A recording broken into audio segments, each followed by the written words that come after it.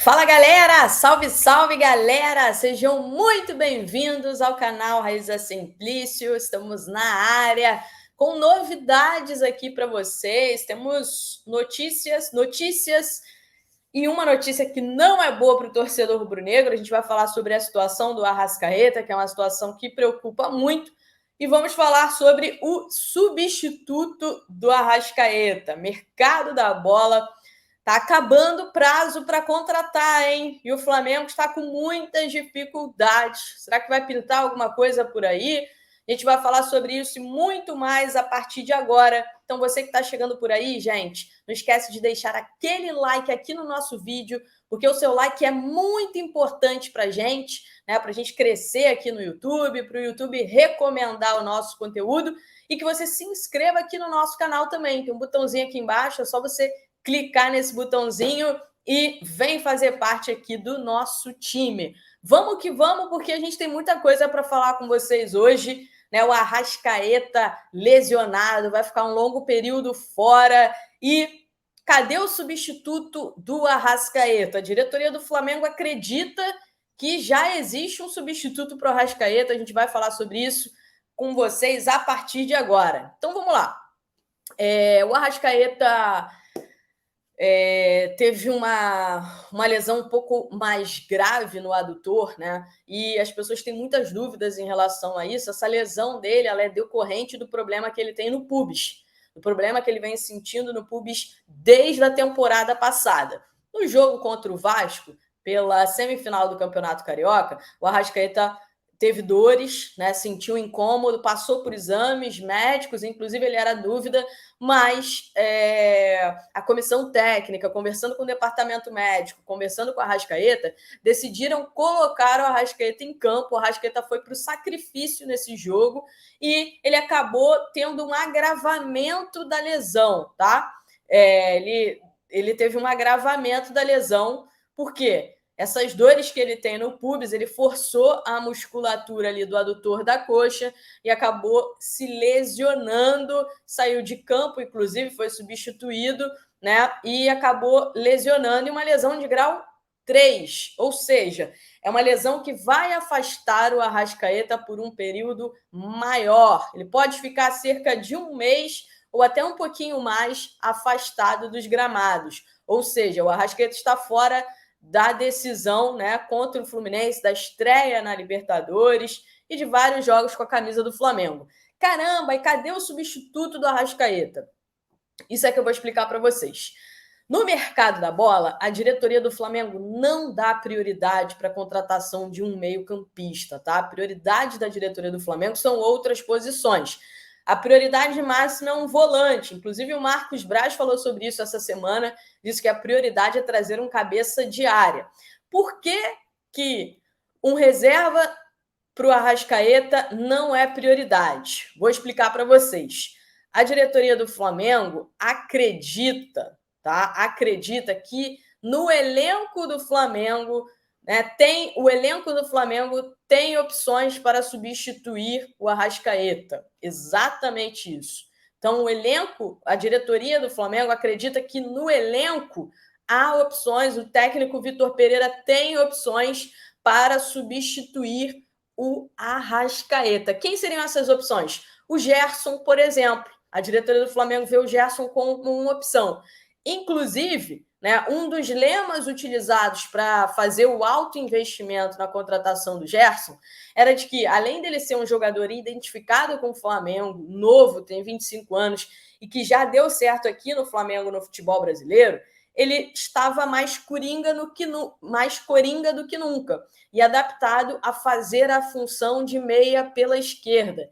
Por algumas vezes ele jogou assim com o Sampaoli lá no Olympique de Marselha, como meia pela esquerda. Então a diretoria acredita, né, quando a diretoria trouxe o Gerson, já trouxe também com esse entendimento de que o Gerson pode ser uma opção ao Arrascaeta. Além do Gerson, a diretoria do Flamengo acredita que o Vitor Pereira tem o próprio Everton Ribeiro, né, que vem sendo banco nos últimos jogos, que tem o Matheus França, o Matheus Gonçalves e que até o Vitor Hugo pode fazer essa função. Então, a diretoria do Flamengo não vê pressa, não tem desespero para trazer um substituto para o Arrascaeta ou um meio, porque entende que o elenco possui opções para suprir a ausência do Arrascaeta. No entendimento da diretoria, o Flamengo tem outras necessidades prioritárias, como a contratação de um volante. Faz tempo que o Flamengo está tentando contratar um volante, vem contratando alguns, né? No ano passado contratou o Pulgar e o Vidal, mas vem levando muitos nãos. Não conseguiu contratar o Wallace, não conseguiu contratar o Wendel, não conseguiu contratar o Thiago Mendes. A gente vai falar daqui a pouquinho da situação do Matheus Uribe. Não sai daí que já a gente vai falar sobre a situação do Matheus Uribe. Então é isso, gente. Não existe pressa para trazer um substituto para o Arrascaeta. O Flamengo até negociou, né? Tentou a contratação do Oscar, não andou, os chineses não liberaram o Oscar, né? Aos 45 do segundo tempo, os chineses bloquearam a vinda do Oscar, e o Flamengo abriu conversas também com o Juan Quinteiro, quem lembra? O Flamengo conversou com o Juan Quinteiro, mas a pedida salarial do Juan Quinteiro estava longe do que o Flamengo acreditava que seria o ideal pagar para ele, né? O Flamengo entendia ser o justo para fazer uma aposta. Por conta dos problemas físicos, a diretoria entendia que o Juan Quinteiro era uma aposta, e por isso não contratou. Então, né, quem sou eu? Apesar de não ter Arrascaeta nos próximos jogos, a pressão em cima do Vitor Pereira será a mesma, porque, como eu trouxe aqui já, eles acreditam que há opções no elenco para suprir essa ausência do Arrascaeta. Falando em reforços, contratações, o prazo está se esgotando, hein? O prazo está se esgotando. O Flamengo, a janela de transferências para reforços vindos do futebol europeu vai fechar no dia 4 de abril, tá? A CBF esticou a janela de reforços internos até o dia 20 de abril, mas tem um porém. As inscrições para a fase de grupos da Libertadores se encerram no dia 1º de abril, ou seja, se encerram neste sábado. O Flamengo tem direito a inscrever 50 jogadores, até 50 jogadores, mas esse prazo vai até sábado, às 17 horas de Brasília. Ou seja, o Flamengo tem sexta e sábado pela manhã para contratar. Se a gente for analisar a questão de documentação, tempo hábil, enfim, muito difícil que o Flamengo consiga trazer mais um reforço, tá? Eu questionei uma pessoa da diretoria do Flamengo sobre isso. Poxa, mas a janela do Flamengo tá fraca. O Flamengo não conseguiu trazer até aqui os pedidos do Vitor Pereira. Antes do Vitor Pereira chegar, antes dele se apresentar no Flamengo no dia 2 de janeiro, ou seja, no ano passado, em 2022 ainda, o Vitor Pereira, quando negociava com a diretoria do Flamengo, chegou e falou: olha, acho que a gente precisa de reforços nessa posição e nessa posição.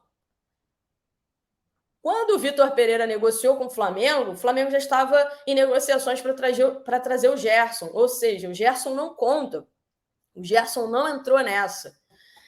E a diretoria, até o momento, não entregou, e pelo menos até sábado é muito difícil que pinte alguma coisa, que consiga anunciar algum reforço para o técnico Vitor Pereira. Ele está incomodado, mas a leitura da diretoria é o seguinte: com o elenco que o Vitor Pereira tem na mão, dá para fazer melhor. Essa é a leitura do departamento de futebol e também do conselho diretor, especialmente porque existe uma pressão muito grande em cima do Vitor Pereira, que vem de cima, vem do conselho diretor. Então, prazo para inscrever esses jogadores na Libertadores termina sábado às 17 horas de Brasília, ou seja, o Flamengo tem a sexta-feira para contratar alguém, o que parece ser muito difícil. Novela Uribe, né? O Flamengo que durante boa parte dessa janela de transferências ficou nessa situação do Matheus Uribe. Matheus Uribe não vai tomar nenhuma decisão agora. Ele vai se reunir com o Porto, vai ouvir uma nova oferta do Porto, uma nova oferta de renovação do Porto, antes de tomar qualquer decisão. A família dele não está aberta a se mudar para o Brasil. O desejo da família dele é seguir na Europa. E se não continuarem na Europa, o Brasil não é prioridade, apesar de uma oferta salarial muito boa que o Flamengo ofereceu para ele e também tempo de contrato. O Flamengo oferece de 3 a 4 anos de contrato para o Matheus Uribe. Acho que vai ser também uma situação muito difícil. Mas a janela fecha agora.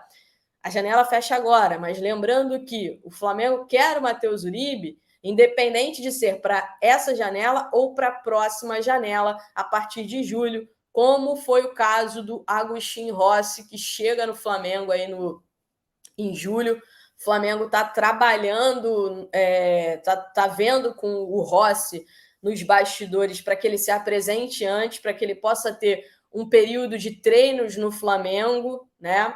A temporada lá na Arábia Saudita acaba em maio, então o Flamengo está tentando que ele se apresente antes ao Flamengo para que ele tenha um tempo de treinamento, um tempo de trabalho para ficar à disposição do técnico Vitor Pereira.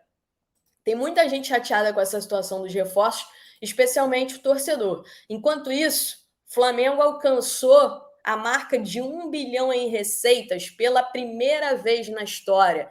Tá? Esse 1 bilhão de receitas é tirando a receita de jogadores vendidos. Olha só que loucura, tá? E em entrevista ao GE, o diretor financeiro do Flamengo, Fernando Góes, celebrou a presença do Flamengo, né, da receita do Flamengo entre os maiores clubes europeus, entre os gigantes da Europa. Ele diz o seguinte: reforça a vontade do clube de ser protagonista no cenário mundial e demonstra que temos mais ainda muito caminho pela frente, que o futebol brasileiro como um todo pode entregar aos torcedores um produto de melhor qualidade, que gere maior valor a todo o seu mercado. Então, o Flamengo atingiu 1 bilhão de receitas recorrentes, que não inclui a venda de jogadores, tá? E o Flamengo diminuiu ainda mais a sua dívida também. Olha só que bacana. Mas, dentro de campo, o torcedor segue esperando reforços. E eu entendo o torcedor. Bom, galera, sem Arrascaeta, veremos o que o Vitor Pereira vai fazer. O Everton Ribeiro pode ser uma opção, né? Um jogador que realmente pode ser uma opção. Tem o Everton Cebolinha também, com o Vitor Pereira mudando de esquema. Amanhã, último treino antes do primeiro jogo da grande decisão contra o Fluminense. Mais de 55 mil ingressos já foram vendidos para esse primeiro jogo no sábado. Teremos casa cheia no Maracanã e quero saber de você, qual é a sua expectativa para esse jogo? Deixe seu comentário aqui que a gente vai ler tudo. Muito obrigada, grande beijo para vocês, não esquece do like, que é muito importante para a gente, e se inscrevam aqui no nosso canal. Tchau, tchau, galera!